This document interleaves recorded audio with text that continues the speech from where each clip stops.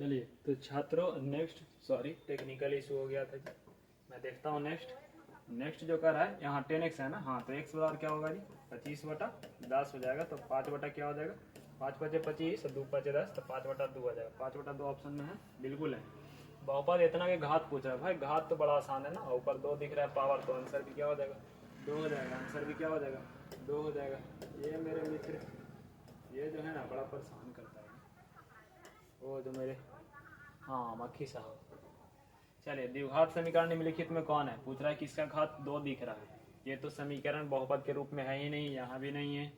यहाँ पावर 3 है तो 3 हो नहीं सकता है, तो ऑप्शन सी ही बचेगा। एक घात वाला बहुपद को रैखिक बोलते हैं, शुरू में आया था। निम्नलिखित में से त्रिघात बहुपद का व्यापक रूप क्या होता है। ax³ + bx² + cx = 0 होता है। मैं देखता हूँ निम्नलिखित में से कौन हो सकता है। ax² + bx + c ax³ + bx² + cx + d = 0। Option C बिल्कुल सही है, इसको आप टिक कर लेंगे। नेक्स्ट क्वेश्चन की ओर यदि हम चलें मेरे छात्रों, तो मैं देखता हूँ नेक्स्ट क्वेश्चन की ओर यदि हम चलें तो कह रहा है इतना है 2 - x² हो, तो बताइए इसका घात क्या होगा। इसका घात क्या होगा ये नहीं कह रहा है। तो ऊपर वाला घात क्या है 4, नीचे वाला घात क्या है 2। 4 में 2 घटेगा, आंसर 2 होगा। Option A. x ऊपर है ना, देख लीजिए। निम्नलिखित में बहुपद नहीं है भाई, नहीं कौन हो सकता है जो बटा में रहे। Option D. नेक्स्ट कह रहा है इसका घात 5 है, इसका घात 6 है। कह रहा है दोनों के गुणनफल का घात क्या होगा, तो 6 5 11। Option C. इसका घात 4 है, इसका घात 2 है, भाग दिया जाए तो घात क्या होगा, तो 4 का घात 2 से भाग देंगे तो 4 में 2 घटेगा, ऑप्शन बचेगा 2। p ऑफ y बराबर इतना है, g ऑफ y बराबर इतना है, तो भाग देने पर घात क्या होगा। यहाँ 1 है, यहाँ 3 है, यहाँ 4 है, तो 4 3 7 1 8 हो जाएगा। यहाँ 2 है, 8 में 2 घटेगा तो आंसर 6 बचेगा। 8 में 2 घटेगा तो आंसर क्या बचेगा 6 बचेगा।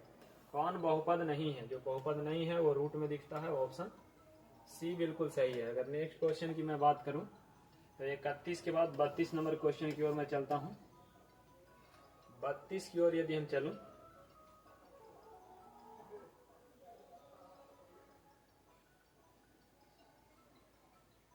तो 32 नंबर क्वेश्चन कह रहा है जी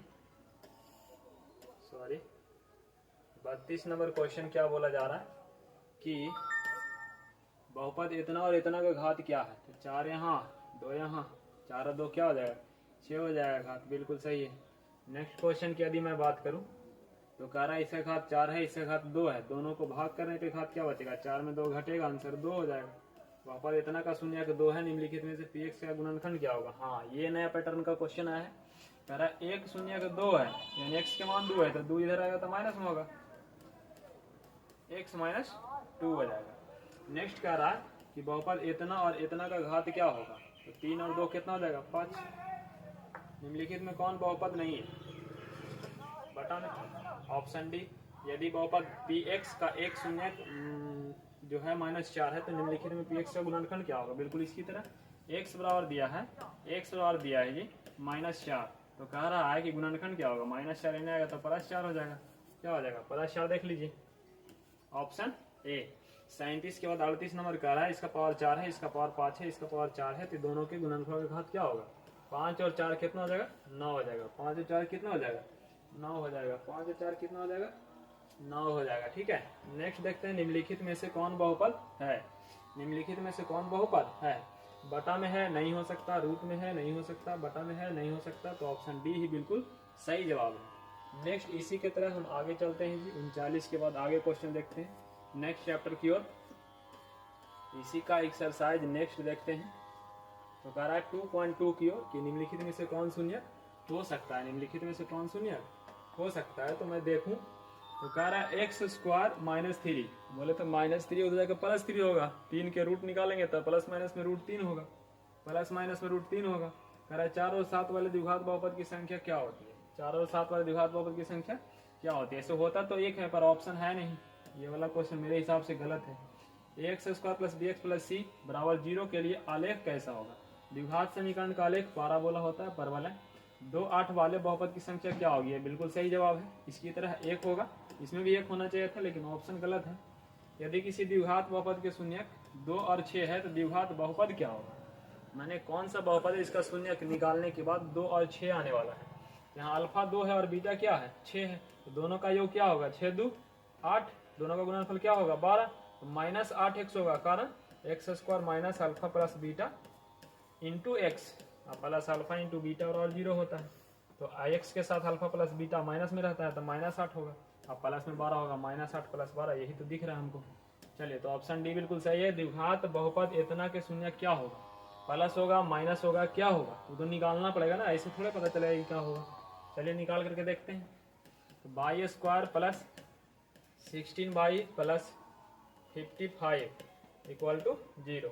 अब 55 यदि हम निकालते हैं इक्वल टू 0, तो आप बताइए कि बाई स्क्वायर प्लस 16y को आप क्या कर सकते हैं 55, 11 पचे 55, तो 11 बाई आप प्लस 5y कर सकते हैं, प्लस 55 बराबर 0।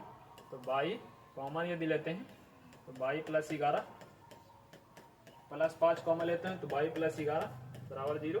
यहाँ से हो जाएगा बाई बराबर माइनस 11, एगो होगा प्लस 5, होने जाकर माइनस 5 होगा, तो माइनस 5 माइनस 11 माइनस दोनों ऋणात्मक है ना, ऑप्शन ए बिल्कुल सही है। नेक्स्ट अगर क्वेश्चन 7 की बात करें तो कह रहा है कि 2x square minus 5x plus minus के बराबर बोल रहा है शून्य की जो है एक दूसरे के करना है। जब शून्य अल्फा और बीटा एक दूसरे का उल्टा है तो उल्टा का गुणनफल 1 होता है, अल्फा इंटू बीटा और 1 होगा, अल्फा इंटू बीटा और c बटा a होता है, जिसका मान माइनस 1 है, तो k है ना जी c का मान, तो minus k divide by a का मान 2 है, 2 डिवाइड बाई माइनस 1, तो माइनस से माइनस कट गया, k बराबर हो जाएगा 2, इधर गुना में चल जाएगा तो 2, k का मान 2 हो जाएगा, 2 है ऑप्शन में, बिल्कुल a बिल्कुल सही जवाब है। 7 के बाद नेक्स्ट यदि हम बात करते हैं क्वेश्चन नंबर 8 की, तो 8 क्या कह रहा है ध्यान से समझेंगे। 8 में बोला गया है छात्रों, 8 में बोला गया है, 8 में बोला गया है जी, 8 में बोला जा रहा है, क्या बोला जा रहा है ध्यान से समझेंगे।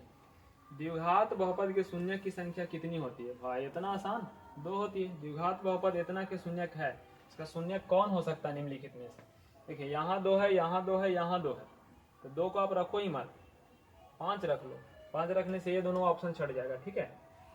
5 रखेंगे तो 5 के स्क्वायर हो जाएगा 25 प्लस 5 को हो जाएगा 20 और माइनस हो जाएगा 12, ये तो 0 नहीं हो रहा, मतलब ये भी गलत है, ये भी गलत है, 2 ऑप्शन तो ऑलरेडी पहले से खत्म हो चुका है। अब यहाँ 2 यहाँ 2 दोनों जगह है, तो 2 आप रखो मत, 6 रख लो, 6 के स्क्वायर हो जाएगा 36 और 6 चौ हो जाएगा 24 और माइनस 12 घटा के कभी 0 नहीं आ सकता है, इसलिए 6 तो हो नहीं सकता, तो माइनस ये हो सकता है, ऑप्शन सी बिल्कुल सही है। नेक्स्ट 9 की बात यदि हम नेक्स्ट करें तो 9 के बाद क्वेश्चन नंबर आता हुआ 9 के बाद ये एक्सरसाइज 2 जो है 2.2 वो समाप्त होता है जी, 2.3 की ओर चलते हैं। 2.3 में कुछ इस तरीकों से मूल पूछा गया है, क्या पूछा गया मूल, देखते हैं। कह रहा है यदि अल्फा और बीटा इतना है, अल्फा और बीटा इस बहुपद के मूल है तो इतना का मान क्या होगा, तो 1 अल्फा और 1 बीटा का मान एक बार नहीं 1000 बार पूछा जा रहा है, बार बार पूछा जा रहा है, बार बार पूछा जा रहा है, तो आप इसको रट लो, याद कर लो, समझ लो, किसी भी प्रकार से आपके दिमाग में होना चाहिए ताकि आप बना सके एग्जाम में। मैं देखता हूँ कि किस तरीका से बना सकता हूँ, ठीक है ना। तो 1 अल्फा प्लस 1 बीटा डायरेक्ट इसका सोल्यूशन नहीं होता है, इसको सोल्यूशन करने के लिए आपको एलसीएम लेना पड़ेगा, और यदि आप एलसीएम लेते हैं तो एलसीएम किस प्रकार से ले सकते हैं बताइए। एलसीएम हो जाएगा अल्फा प्लस बीटा, यहाँ से ये वाला संख्या जाएगा ऊपर, ये वाला संख्या जाएगा यहाँ पे ऊपर, यहाँ हो जाएगा beta plus alpha, beta plus alpha नहीं होता है, अल्फा प्लस बीटा होता है, divide by alpha into beta, इसका मान क्या होगा, तो अल्फा प्लस बीटा और माइनस बी बटा ए होता है, और बटा में होता है सी बटा ए से ए कट जाएगा, माइनस बी बटा ए, सॉरी बी बटा सी बच गया, बी बटा क्या बच गया सी। अब इस फॉर्मूले को आप याद कर लें, एकदम दिमाग में बैठा लें कि 1 अल्फा प्लस 1 बीटा रहे तो वो हमेशा बी बटा ए होता है, क्या होता है बी बटा ए होता है। अब चलिए हम देखते हैं कि किस तरीका से इसको हम खत्म कर सकते हैं, ठीक है।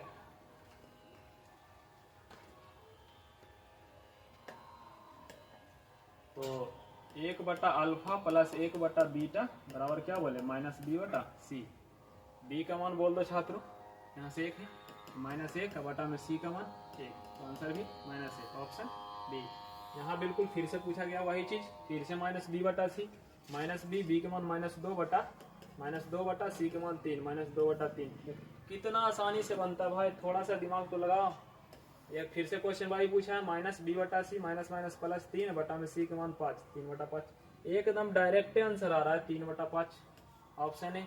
फिर से वही क्वेश्चन, रिपीट रिपीट रिपीट, बार बार एक ही चीज पूछ रहा है। तो माइनस बी बटा तो माइनस माइनस प्लस हो जाएगा 5 बटा में सी का मान 7, 5/7। ये देखो फिर से वही क्वेश्चन पूछ दिया जी।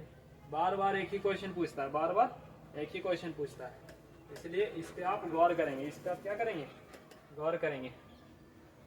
ऐसा ये हमारे दोस्त जो है ना बहुत परेशान करते हैं। चलिए तो 4 के बाद हम देखते हैं छात्रों 5 नंबर। क्या नंबर? 5 नंबर। यदि 5 नंबर की मैं बात करूं तो 5 नंबर जो क्वेश्चन है, 5 नंबर जो क्वेश्चन है वो हुआ, 5 नंबर जो क्वेश्चन है इसमें पूछा गया a इंटू बी का मान। a इंटू बी नहीं, हालांकि a और b शून्यक है तो अल्फा इंटू बीटा ही पूछा गया। अल्फा इंटू बीटा वाला क्या होता है? c बटा a होता है, c बटा a होता है। तो c बटा a में 5c है, a का मान 1 है, 5/1 बराबर 5 हो जाएगा आंसर। ऑप्शन ए कह रहा है इतना के शून्यक अल्फा और बीटा है तो अल्फा प्लस बीटा। लो भाई एकदम लॉलीपॉप क्वेश्चन आ रहा है ना। माइनस बी बटा ए, माइनस बी का मान -1 तो +1/1 मतलब आंसर 1। इतना के शून्यक अल्फा और बीटा। लो फिर ये क्वेश्चन मैं छोड़ता हूँ आपके लिए, आप इसको बनाएंगे। आप इसको क्या करेंगे? बनाएंगे। आप इसको क्या करेंगे? बनाएंगे। आप इसको क्या करेंगे जी? बनाएंगे। चलिए तो नेक्स्ट देखता हूँ जी। 7 के बाद 8 नंबर क्वेश्चन है क्या इसमें? 7 के बाद 8 है, वहाँ पे देखिए, उधर दिख रहा होगा, देखा ना। चलिए तो मैं कोशिश करता हूँ एक एक क्वेश्चन खत्म करने की। आप यदि मेरे साथ लगे रहेंगे बिना खत्म किए तो मैं मानूंगा नहीं। कह रहा है एक द्विघात बहुपद के शून्य का योग और गुणनफल 2 और 3 है। योग 2 है, गुणनफल -15 है। ध्यान से, योग 2 है, गुणनफल -15 है। तो योग माइनस में होता है और गुणनफल डायरेक्ट रहता है। तो योग को माइनस करेंगे तो -2 और -15, ऑप्शन बी। इतना के शून्य का अल्फा और बीटा है तो निम्नलिखित में कौन सही है? निकाल के रिलेशन देखना होगा। अल्फा प्लस बीटा होता है -b बटा ए, -b -6/2 तो माइनस हो जाएगा 6/2 हो जाएगा -3। अच्छा अल्फा इंटू बीटा होता है c बटा ए, c बटा ए की यदि हम बात करें तो -6/3 2 हो जाएगा, तो ये भी -3। दोनों बराबर है जी। Alpha plus beta is equal to alpha into beta. Next question है, यदि बहुपद इतना के मूलों का गुणनफल 8 है तो ए का मान क्या होगा? मूलों का गुणनफल मतलब अल्फा इंटू बीटा। इसका मान दिया है 8, अल्फा इंटू बीटा होता है c बटा ए। क्या होता है? c बटा ए। क्या होता है जी? c बटा ए। c का मान क्या है? a है, तो a और बटा में वहाँ पे 1 है, इसका मान 8 है, तो 1 उधर जाएगा अभी तक गुना में, तो 8 गुना 1 बराबर क्या हो जाएगा? 8 हो जाएगा, ऑप्शन सी। नेक्स्ट यदि हम बात कर लें छात्र, नेक्स्ट यदि बात कर लें 11 नंबर की, तो कह रहा है इतना का एक शून्य कौन है? भाई रख के चेक तो कर ले, 0 हो नहीं सकता। 3 के स्क्वायर 9, 3 3 9, ये भी नहीं हो सकता। 4 रख के चेक कर लो, 2 रख लो, पता चल जाएगा। 2 के स्क्वायर 4 माइनस 2 गुना 3, 3 गुना 6 -4, ये भी नहीं हो सकता, तो ऑप्शन बी। द्विघात बहुपद x -2, x -2 है कि x स्क्वायर -2 है? हाँ x स्क्वायर है बउआ। x स्क्वायर -2 के लिए 2 हो जाएगा +2, रूट प्लस माइनस यहाँ पे इतना के एक शून्य का अल्फा और बीटा है। इतना के शून्य का अल्फा और बीटा तो अल्फा इंटू बीटा और क्या होगा? c बटा ए -6/1 बराबर -6, ऑप्शन बी। Option B. यदि बहुपद इतना के मूल बराबर है परंतु विपरीत चिन्ह के, हाँ ये अच्छा क्वेश्चन।